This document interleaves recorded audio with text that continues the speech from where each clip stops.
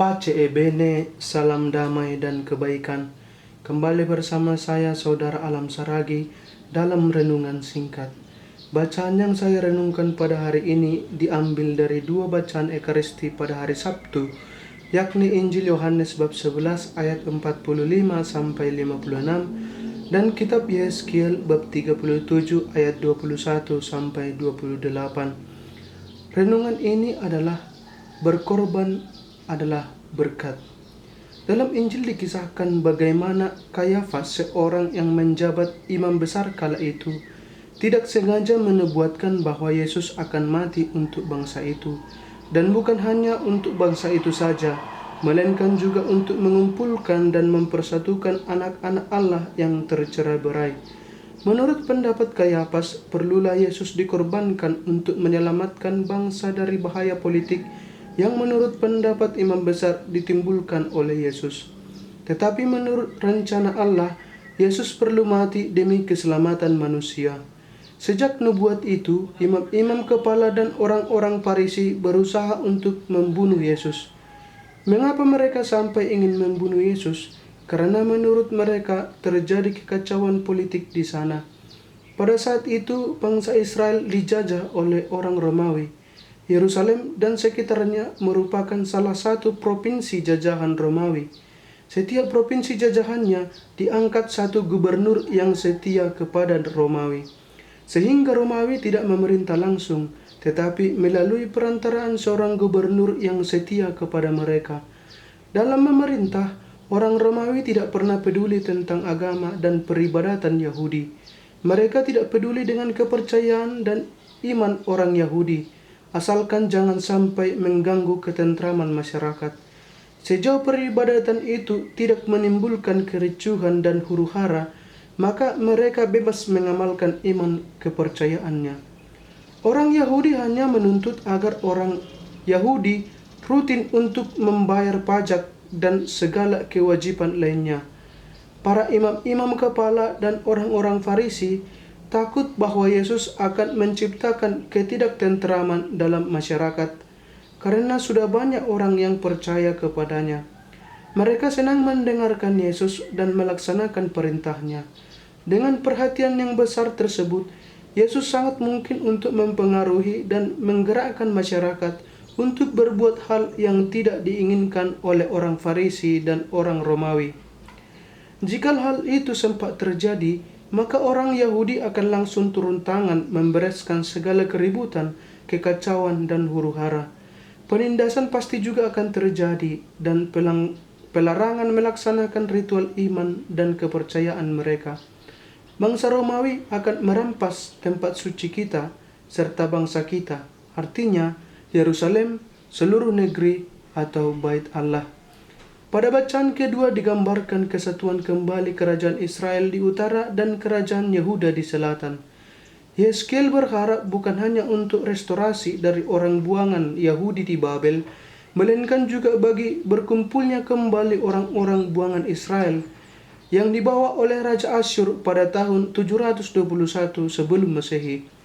Walaupun orang-orang buangan Israel sudah lama tidak memiliki jati diri yang jelas, Yeskiel memperoleh penglihatan bahwa sesuai dengan maksud Allah yang kuasa, mereka ditentukan untuk kembali ke tanah air bersama orang buangan dari Yehuda. Umat yang dipulihkan akan diperintah oleh seorang pemimpin yang jati dirinya sama dengan Raja Daud. Allah berjanji untuk tinggal di antara mereka dan membuat perjanjian yang kekal. Demikianlah bangsa-bangsa akan mengetahui bahwa Tuhanlah yang menguduskan Israel. Hubungan kedua bacaan ini sangat jelas. Melalui sengsara, wafat, dan kebangkitan Yesus, semua orang akan diselamatkan. Semua bangsa dan tidak hanya bangsa Israel dipersatukan dan diselamatkan oleh kematian dan kebangkitan Kristus. Allah mempersatukan seluruh umat manusia melalui kematian Kristus. Dalam bacaan pertama dikisahkan juga bahwa Allah juga mempersatukan bangsa Israel yang tercerai-berai. Kita harus mengingat baik kerajaan Israel dan Yehuda sama-sama mengalami masa pembuangan. Pembuangan itu malah tidak hanya terjadi satu kali. Jadi orang-orang buangan itu seluruhnya dipersatukan oleh Allah. Bagi bangsa yang baru ini akan diangkat satu pemimpin yang menyerupai Daud. Artinya pemimpin itu pastilah gagah perkasa. Ini menubuatkan Yesus pada perjanjian baru. Pesan kedua bacaan ini untuk kita adalah marilah kita meniru Kristus, yakni mengorbankan diri dan mati demi banyak orang. Nah, mari kita bertanya kepada diri kita, pernahkah kita berkorban demi kebaikan orang lain dan demi kebaikan bersama? Pernahkah kita mau menjadi pelayan dan yang paling lelah dalam suatu kegiatan? Pernahkah kita berkorban dan menolak apa yang sebenarnya kita inginkan agar orang lain memperolehnya? Pernahkah sebelum diunjuk untuk menjadi seksi repot kita mengajukan diri? Pernahkah kita mengambil pekerjaan yang paling sulit atau kita senantiasa mengambil pekerjaan yang paling mudah? Pernahkah kita bekerja tulus, tidak menghakimi orang yang tidak bekerja dan malas? Yang sering kita lakukan ketika kita sudah lelah mengorganisir banyak hal, kita menghakimi orang yang tidak kita lihat tidak bekerja dan bermalas-malasan. Pernahkah kita mendahulukan untuk orang lain? Ada pepatah orang Batak Toba mengatakan, "Dang diau, dang diho, dibeguma." Tidak untukmu, tidak untukku, untuk hantu saja. Dalam kisah cinta seringkali orang mengatakan, lebih baiklah kau mati daripada sama dia. Atau, lebih baiklah kau mati agar tidak ada yang memilikimu. Mungkin yang sering kita lakukan adalah kebalikan dari semua itu.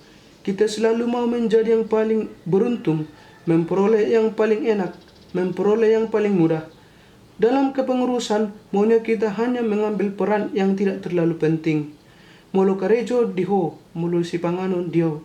Kalau bekerja untuk melah, tapi kalau makanan untukkulah.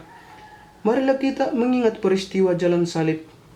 Berkorban itu memang pahit bila ditanya mengapa, namun membahagiakan bila dilaksanakan dengan ikhlas. Kurban Kristus adalah jaminannya.